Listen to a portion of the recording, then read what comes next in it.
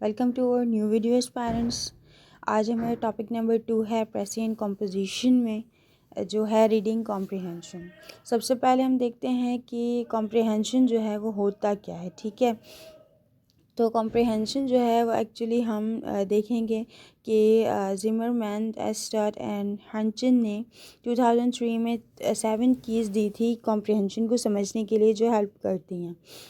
ये उनके book 3 reverse presses में है जो उन्होंने न्यूयॉर्क में लिखे थे। ठीक है, सबसे पहले इन्होंने कहा real reading has to do with thinking, learning and expanding a reader's knowledge and horizons.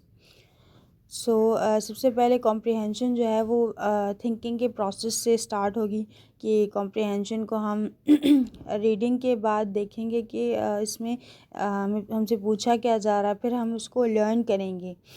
फिर है एक्सपेंडिंग ए रीडर्स नॉलेज, फिर इसमें जो है वो रीडर्स की जो नॉलेज होती है वो एक्सपेंड होती है उसकी रीडिंग करने से। फिर क्या होता है, it has to do with building on past knowledge. जो हमारी पास की नॉलेज होती है, जो भी हमने पीछे पढ़ा था वो उससे बिल्डअप होती है। फिर mastering new information and connecting with the minds of those you have never met. क्या होता है कि सबसे पहले आप कॉम्प्रिहेंशन को रीड करते हो, रीड करने के बाद आप इसको सोचते हो कि हमसे एक्चुअली पूछना क्या चाह रहा है या इसमें है क्या चीज़, इसका मेन फोकस किस तरफ से है। फिर आप क्या करते हो, उसको पूरा लर्न करते हो। फिर उसके बाद जो भी आपकी पास की नॉलेज होती है वो इम्प्रूव होती है कि हमने पहले ये भी पढ़ा था, या कभी कभार ऐसा कोई टॉपिक आ जाता है जिस तरह से अगर टेररिज्म पे आ गया या कोई और टॉपिक आ गया तो हम पहले से अपने टॉपिक्स को रिवाइज करेंगे, हम इस टॉपिक में क्या पढ़ा था। तो कॉम्प्रिहेंशन में पहले हम क्या करते थे कि एज़ इट इज़ हमें क्वेश्चन का आंसर उसी पैराग्राफ में दिया जाता था तो हम उसके एज़ इट इज़ उतार देते। लेकिन सीएसएस की कॉम्प्रिहेंशन में आपको ऐसे बिल्कुल नहीं करना, आपको थोड़ी बहुत अपनी पास की नॉलेज को ऐड करना है और जो आपसे पूछा जा रहा है अपने फुल एक्टिव माइंड से उसको आंसर करना है। दूसरी डेफिनेशन देख लेते हैं अगर आपको इसमें कोई कन्फ्यूजन है तो। इसमें क्या है कि reading comprehension is the ability to read text, process it and understand its meaning.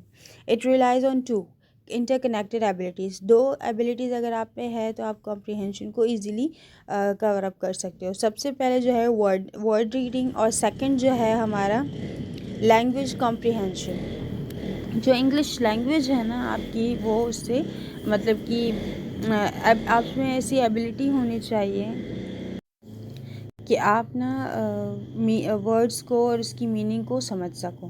First क्या है वर्ड्स की reading, being able to decode the symbols on the page, and second जो है वो being able to understand the meaning of the words and sentences।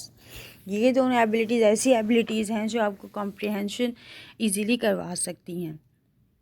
फिर आता है defining reading comprehension components. 3 components हैं जिससे आप क्या कर सकते हो कि कॉम्प्रिहेंशन को इजीली कवर अप कर सकते हो। फर्स्ट ही है reading on one's appropriate level, second है responding to what is read, and third है डिस्कसिंग व्हाट इज़ रीड।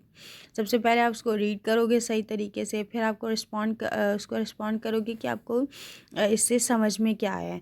फिर आप ना अपने माइंड सेट डिस्कस करोगे, या फिर आप किसी और से भी एग्ज़ाम्स के हॉल में नहीं वैसे डिस्कस कर सकते हो कि हमने क्या समझा इसमें से, ये इसका क्या हो सकता है। प्रैक्टिस के दौरान की बात कर रही हूँ। फिर है वो स्ट्रैटेजीज़ क्या हैं।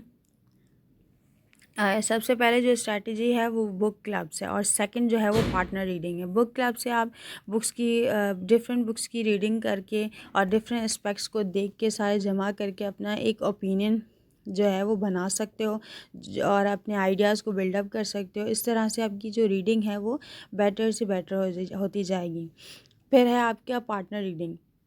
अपने पार्टनर्स के साथ कोई मतलब कि रीडिंग करके, और जो आपस में स्टूडेंट्स होते हैं जिस तरह से ग्रुप स्टडी होती है उसको डिस्कस करके आपकी जो ये रीडिंग कॉम्प्रिहेंशन की स्ट्रैटेजीज़ जो है वो स्ट्रॉन्ग होती जाएंगी। फिर आता है हमारा ये टॉपिक कंप्लीट हो जाता है। You have any question regarding reading comprehension and strategies और questions that you can comment in comment section. Thank you for watching our video.